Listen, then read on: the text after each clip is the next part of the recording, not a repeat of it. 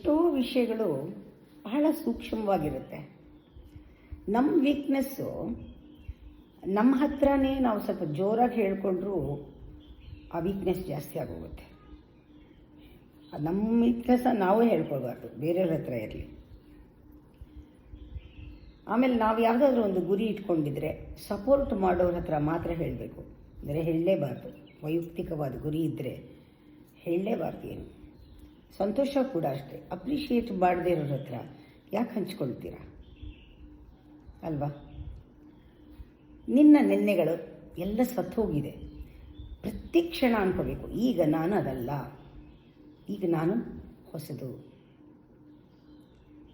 ನಿಮ್ಗೇನಾದ್ರು ಅನುಮಾನ ಇದ್ದರೆ, ಏನಾದ್ರು ಅನ್ಸರ್ಟನಿಟಿ ಇದ್ದರೆ ಅದನ್ನು ಬೇರೆಯವ್ರ ಹತ್ರ ಹೇಳಕ್ಕೆ ಹೋದರೆ ಅದು ಹೆಚ್ಚಾಗುತ್ತೆ, ಅದು ಮಿಸ್ಯೂಸ್ ಆಗುತ್ತೆ. ಕೆಲವೆಲ್ಲ ಬಹಳ ಸೂಕ್ಷ್ಮವಾಗಿ ನಿಮ್ಮನ್ನು ನೀವು ಗಮನಿಸ್ಕೊಂಡ್ರೆ ನಿಜವಾಗ್ಲೂ ಜೀವನ ಬಹಳ ಸುಲಭ.